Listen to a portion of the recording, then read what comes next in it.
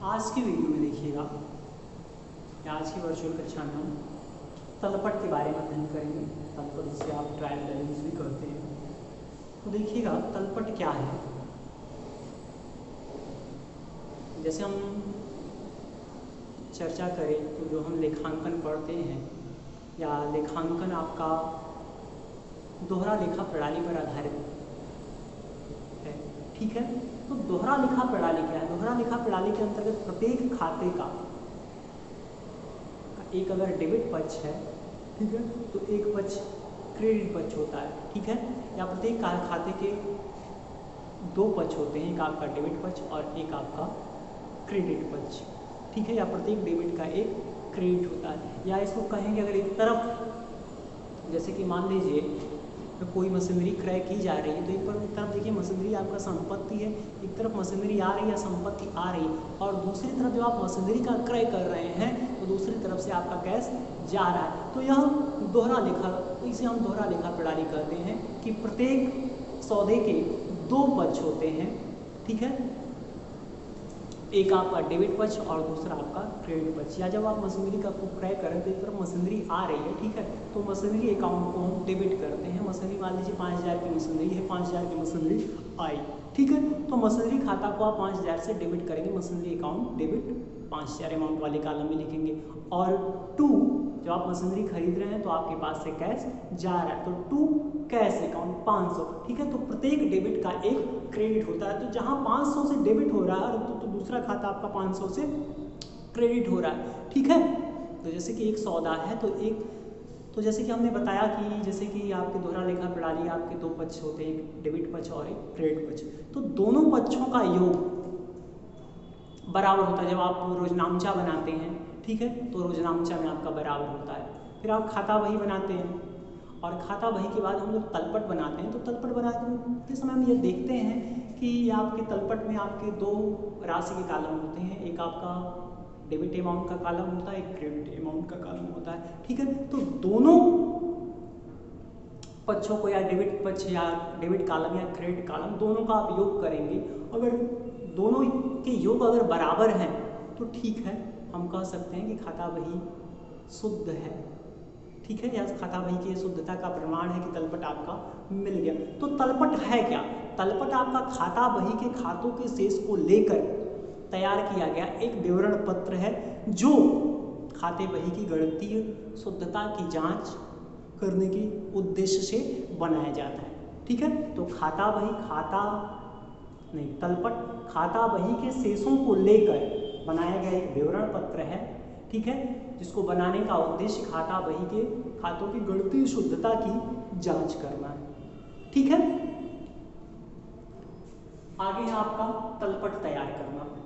अभी मैंने आपको बताया कि तलपट तैयार करने के लिए खाता बही के खातों के शेष को निकाला जाता है, ठीक है। खाता बही के खातों के अगर हम शेष की चर्चा करें, मान लीजिए खाता बही का आपका क्रेडिट पक्ष बड़ा है तो अंतर को हम डेबिट की तरफ दर्शाएंगे, ठीक है। जैसे कि आप खाता बनाते समय आप उसको देख चुके हैं।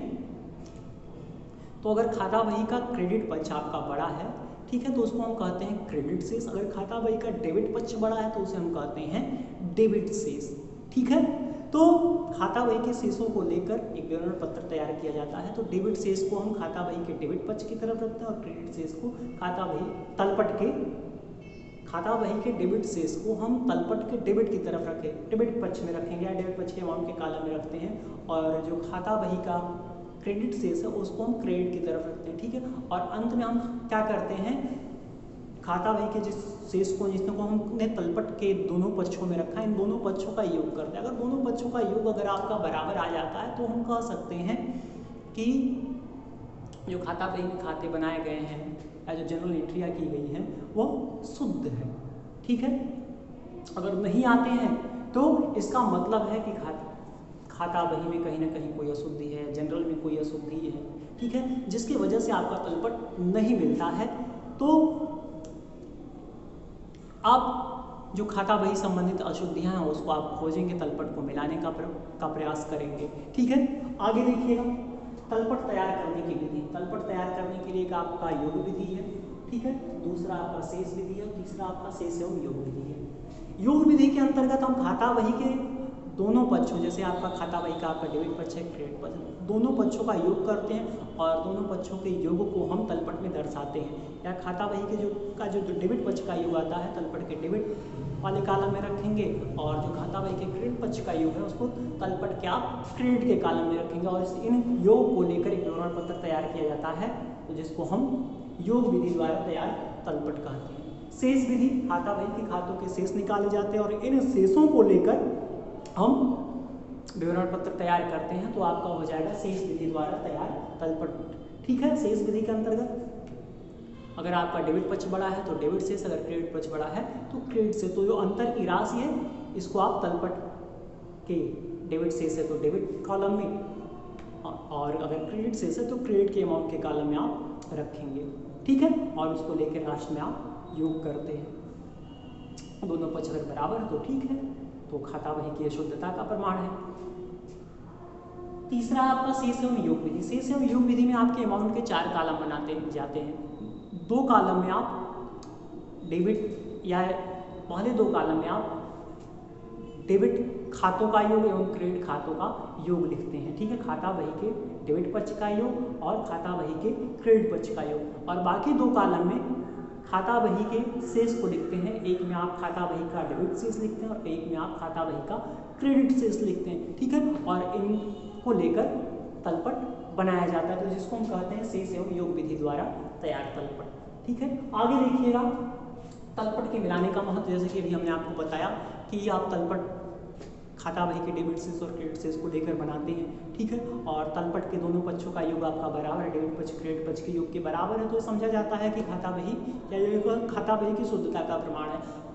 लेकिन हम ये भी नहीं कह सकते कि अगर दोनों तलपट अगर मिल जाए तो खाता बही आपका पूर्ण रूप से शुद्ध ही है, अभी भी उसमें कुछ अशुद्धियाँ हो सकती है। ठीक है। लेकिन अगर आपका तलपट नहीं मिलता है तो खाता बही में कहीं ना कोई अशुद्धि है या तलपट के योग में कोई अशुद्धि है, का तलपट के डेबिट शेष में के योग में अशुद्धि हो सकता है, तलपट के क्रेडिट शेष में अशुद्धि हो सकता है।